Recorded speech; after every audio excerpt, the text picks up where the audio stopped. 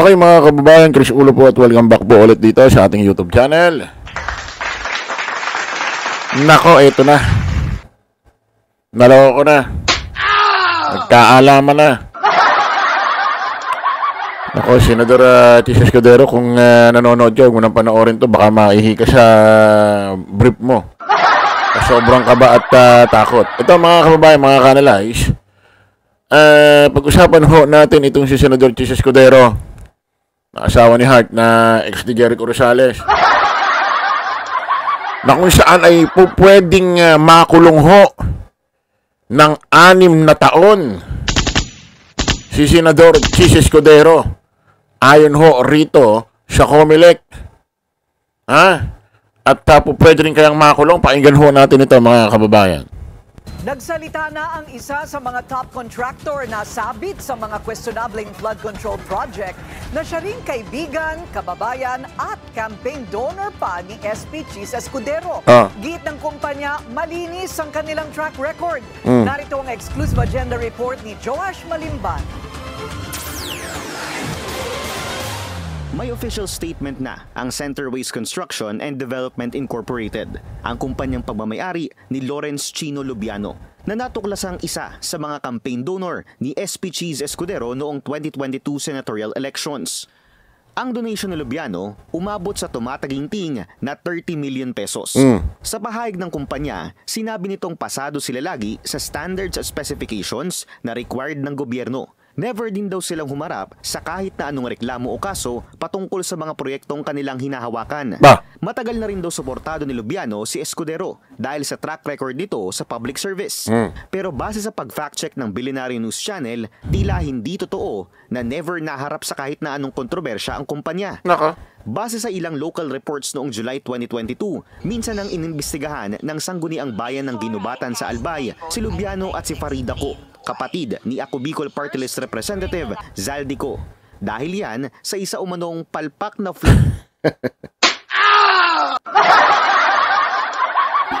Sino ba naman nga tao or contractor ang aamin na sila ay walang bahid na ano ba yan? Ito mga kababayan, anong taon niya yan? 2026, 2025, 26, 27, 28. Tutukan ho natin ito mga kababayan, mga ka-analyze. Kasi, actually, nabanggit ko na ito nung nakaraan. Lumalabnaw na ho ang impeachment trial ho ni BP Inday Sara Duterte. Kasi nga, na-aproban na ho ng Korte Suprema ang hatol nila unconstitutional. Then, hindi na rin ho dininig sa Senado nang naging butuhan nila. Naka-archive na. Kumbaga, naka-floating, nakaabang lang dyan. Habang tumatagal ho ito, palabnaw na ho ng palabnaw ito. Bigla ho nagkaroon ho ng usapin at magkakaroon ho ng investigasyon dito sa flood control at mananagot daw ang mananagot. Ang mangyari na bago lumabas ang taon ni Pangulong Bongbong sa 2028, may managot na kaya at may makulong? Or lahat ito'y pinag-uusapan, trending, viral, tapos hanggang matapos yung term ni PBB, may wala man lang nakasuhan kahit isa. Kasi aasa ang Pilipino rito, no, mga kababayan. Katulad nito, itong Centerways Construction, na nagmamay-ari yung kaibigan, kakilala ni Senador SP Chis Escudero na kung saan nag-donate ng 30 million, sinasabi wala raw silang bahid na anumang bulilyaso sa kanilang trabaho. Pero ayon dito noong 2022, meron silang naging parang inimbestigahan sila dahil sa mali or bulilyasong proyekto about sa flood control project. So, ibig sabihin, mga kababayan, magsisinungaling ang mga tao or company na involved ho rito sa flood control budget na iniimbestigahan ho ni Pangulong Bongbong Marcos. Tuloy natin. Flood control project. Pero base sa sumbong sa Pangulo.ph, may 2 pang proyektong nahawakan sina Lubiano at Co sa Ginubatan. Isa na may target completion date na November 25, 2022 at nagkakahalaga ng halos 49.5 million pesos. at isa na may target completion date na June 20, 2023 na nagkakahalaga naman ng halos 99 million pesos.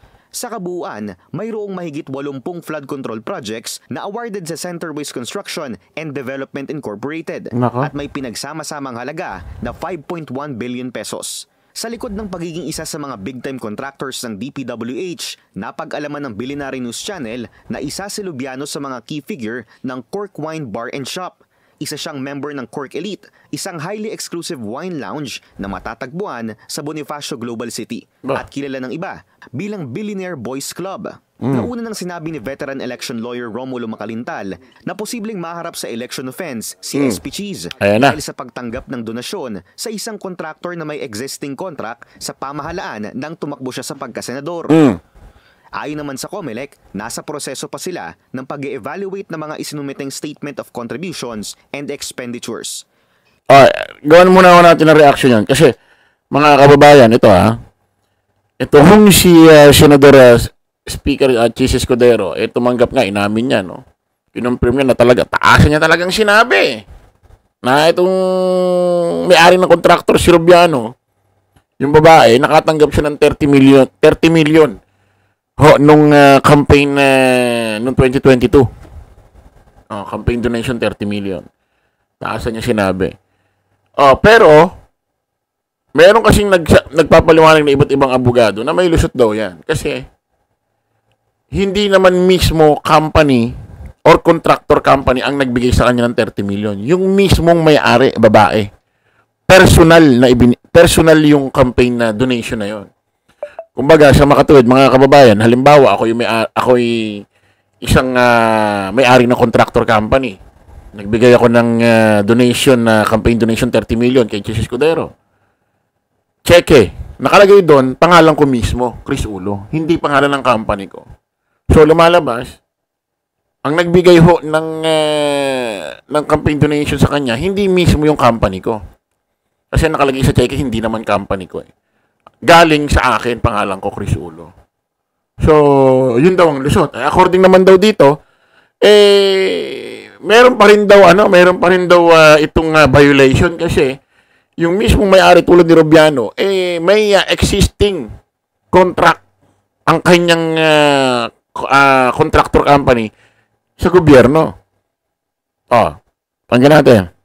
Pero sakaling may makita raw silang paglabag sa campaign finances, posibleng magsagawa ng sariling investigasyon ng poll body. Nako.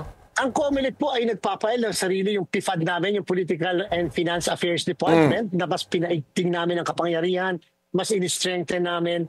Sila po ay authorized na mag-file ng kaso laban sa mga kandidato kahit pananalo ng mga election offense cases. Tatandaan po ng lahat na ang isang election offense ay tumatagal ang prescriptive period ng 5 taon. And therefore, may jurisdiction pa rin po kami kahit natapos na ang ating halalan. Nako. Sakaling mapatunayan na may paglabag sa campaign finance regulations ng COMELEC, maaaring humarap ang isang kandidato sa isang election offense na may parusang 1 hanggang 6 na taong pagkakakulong. Sinubukan naming hingan muli ng statement si Lubiano at ang Center Waste Construction and Development, pero hindi pa ito sumasagot sa aming mensahe. Para sa agenda, Jowash Malimban, Billionaire News Channel. Ayan ho, mga kababayan, mga ka-analyze, maliwanag kay Chairman Garcia ho ng COMELEC. Kahit tapos na ho ang eleksyon, may jurisdiction pa rin daw ho ang COMELEC sa mga nanalong kandidato.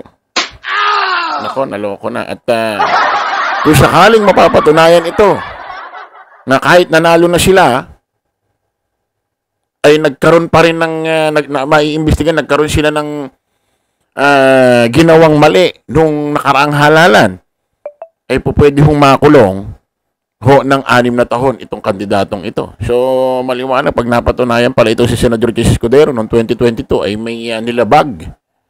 Tulad nitong usapin na nakapagbigay ho ng campaign na donation itong Rubiano na may-ari nung Center Waste Construction, pwede ho siyang makulong ng 6 na taon. Maganda nga, matanggal siya pag senador na ito para umurong-urong na yung impeachment trial ni VP Inday Sara Duterte.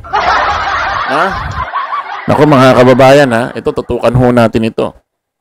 Kasi baka ano lang ito. Mamaya umabot ng 2028, wala na nga si Pangulong Bongbong sa pwesto. Kahit nasampahang kaso, wala pa rin nasampahang kaso. Baka masampahang kaso lang dito, mga construction company. Pero yung mga politiko na nakatanggap, hindi naman nakakasuhan. Lalabas na ito parang pinagloloko lang yung taong bayan. O siya, tignan natin hanggang 2028. Mga kababayan, kita-kita ulit tayo sa panibagong vlog live. Bye-bye po.